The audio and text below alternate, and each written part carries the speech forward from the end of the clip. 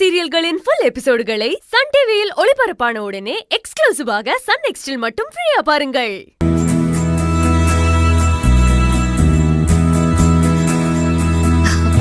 சூர்யா, எப்படியோ சட்ட போராட்டம் நடத்தி அப்பாவை ஜாமீன்ல கொண்டு வந்துட்டீங்க. ரொம்ப சந்தோஷம் சூர்யா. அம்மா, அப்பாக்கு எப்படி ஜாமீன் கிடைச்சது?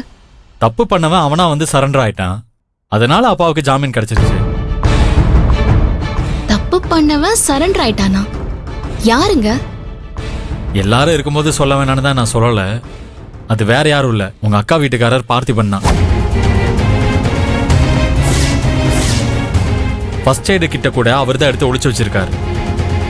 பார்த்திபன் மாமாவா அப்படி பண்ணாரு? ஆமா, அவர்தான். யார் பேச்சு கேட்டு பண்ணாருன்னு தெரியல, ஆனா நான் தான் பண்ணேன்னு சரண்டர் ஆயிருக்காரு. அதனால தான் அப்பாவுக்கு ஜாமீன் கிடைச்சது. நீங்க சொல்றத என்னால நம்பவே முடியலங்க. மாமா அப்படிலாம் பண்ண மாட்டாருங்க. எதுக்கு அவர் அந்த ஃபர்ஸ்ட் எய்ட் கிட்ட முதல்ல ஒளிச்சு வைக்கணும்? எதுக்காக நம்ம வீட்ல இவ்ளோ ப்ராப்ளம் பண்ணணும்? அதான் எனக்கும் புரியல. யார் சொல்லி பண்ணாருன்னு தெரியல. ஆனா உங்க அண்ணன் மேலதான் எனக்கு டவுட் இருக்கு. என்ன சொல்றீங்க சூர்யா? செஞ்சதை என் மாமாங்கிறீங்க, இப்ப என்னடானா என் அண்ணன் மேல டவுட்ங்கிறீங்க? சூர்யா, இதெல்லாம் நல்லா இல்ல. என்ன ஏதுன்னு விசாரிச்சுட்டு அப்புறமா முடிவு பண்ணுங்க. என் அக்கா இப்ப என்ன நிலைமையில இருப்பான்னு கூட தெரியல.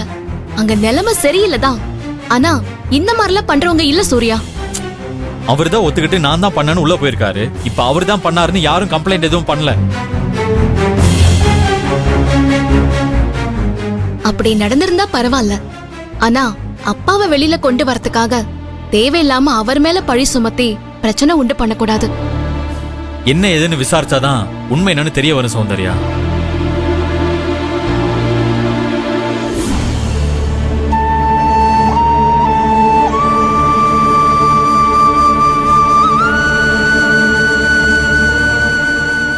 ஏங்க, கதிர் வந்துட்டான். கதிர், என்னடா ஆச்சு? டேய் கதிர், உன் மாமாவை எப்படியாவது வெளியில கூட்டிட்டு வாடா. என்னாச்சு மாப்ள? சகல வெளியில வந்துருவார்ல, பிரச்சனை ஒண்ணும் பெருசு இல்லையே.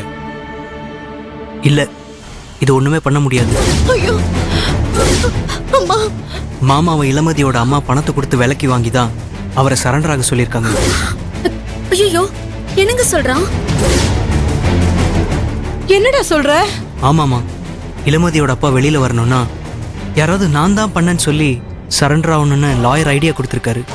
ஐயோ, அவங்களால கம்பெனில யாரையுமே சரண்டர் ஆக சொல்ல முடியல. மாமா சொந்தக்காரர் வேற, அதுவும் அவங்க வேலை கொடுத்து வச்சிருக்காங்க. அதனால இளமதியோட அம்மா மாமாவை கூப்பிட்டு பேசியிருக்காங்க. இவரு முடியாதுன்னு தான் சொல்லியிருக்காரு. ஆனா அவர் வெளியில வரத்துக்கு நீ எவ்வளவு பணம் கேட்டாலும் தரும், இந்த கம்பெனிலே பெரிய பதவியை கொடுத்துட்டு சம்பளத்தையும் சேர்த்து தரும்னு ஆசை காமிச்சிருக்காங்க. மாமா பத்தி தான் தெரியுமே உங்களுக்கு. அவரும் போய் சரண்டர் ஆயிட்டாரு. ஆக வச்சிருக்காங்க. அவங்களாலதான் மாமா போய் சரண்டர் ஆயிருக்காரு.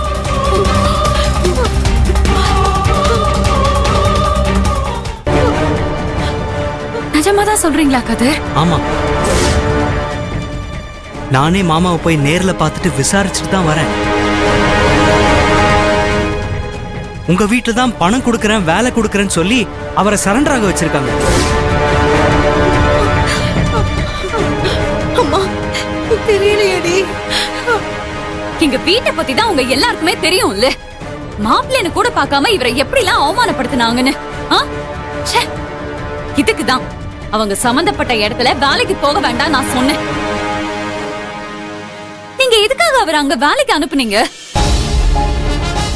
அப்பவே என்கிட்ட சொல்லிருந்தா நான் அலோவ் பண்ணிருக்கவே மாட்டேனே.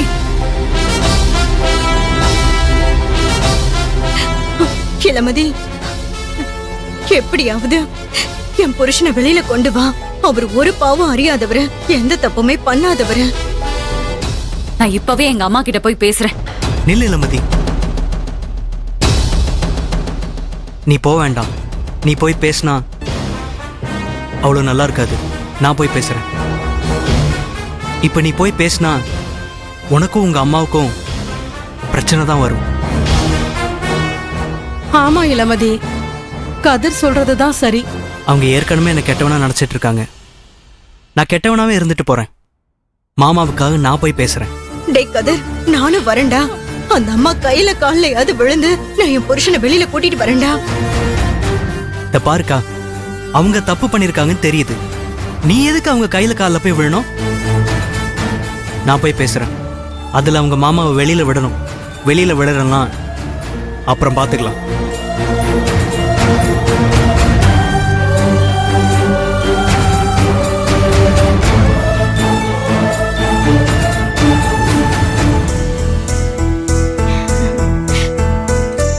அப்போ அன்னைக்கு பாண்டி இந்த சட்டைய போடாததுக்கு காரணம் அம்மா தானா? நீ பீரோக்குள்ள மறைச்சு பூட்டி வச்சுட்டா எனக்கு எடுக்க தெரியாதா? கல்யாண சமையல் சாதம். இந்தா.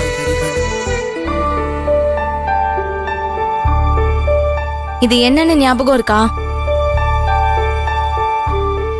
சட்டை ஏன் போடலன்னு கேட்டதுக்கு ஏதேதோ காரணம் சொன்னியே, காணாம போச்சுன்னு ஏன் சொல்லல? அது அன்னைக்கு நீ கொடுத்துட்டு போனதுக்கு அப்புறமா நான் கொஞ்சம் வேலையா இருந்தேன். அதுக்கப்புறம் இத காணோம். நீ கிஃப்டா கொடுத்தத காணோம்னு சொன்னா நீ ரொம்ப வருத்தப்படுவ. அதான் சொல்லல. பொய் சொல்லாத பாண்டி. உனக்கு பொய் சொல்ல தெரியாதுன்னு எனக்கு தெரியும். உன் கண்ணே காட்டி கொடுத்துடும். என் அம்மா தான் இதை எடுத்துட்டு போனாங்கன்னு உனக்கு நல்லா தெரியும். அதனாலதான் நீ இப்ப கூட என்கிட்ட சொல்லல. என் அம்மா ஏன் இப்படி பண்றாங்க? உனக்கும் என் அம்மாக்கும் ஏதாவது பிரச்சனையா? இங்க பாரு, அதெல்லாம் ஒண்ணும் இல்ல. நீ எனக்கு வாங்கி கொடுக்கறது அவங்களுக்கு பிடிக்கல போல இருக்கு. எனக்கு பிடிச்சவங்களுக்கு நான் வாங்கி கொடுக்கறத அவங்க எப்படி தடுக்கலாம்? அதுக்கெல்லாம் அவங்களுக்கு ரைட்ஸே கிடையாது. நான் மேஜர். நான் என்ன செய்யணும் என்ன செய்யக்கூடாதுன்னு அவங்க என்ன கண்ட்ரோல் பண்ண கூடாது. இங்க பாரு மோனி, அப்படிலாம் பேசக்கூடாது. என்ன இருந்தாலும் அவங்க அம்மா. அம்மா இல்லாதவங்களுக்கு தான் அம்மாவோட அருமை தெரியும்.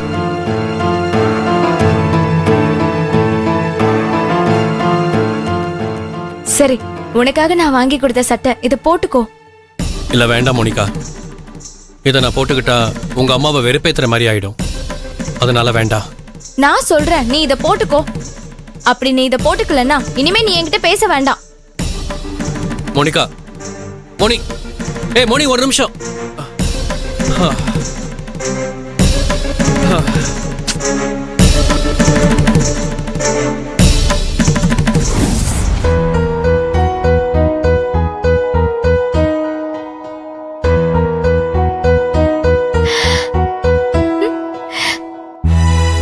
சட்டை செம்மையா இருக்கு, நல்லா ஃபிட்டா இருக்கு.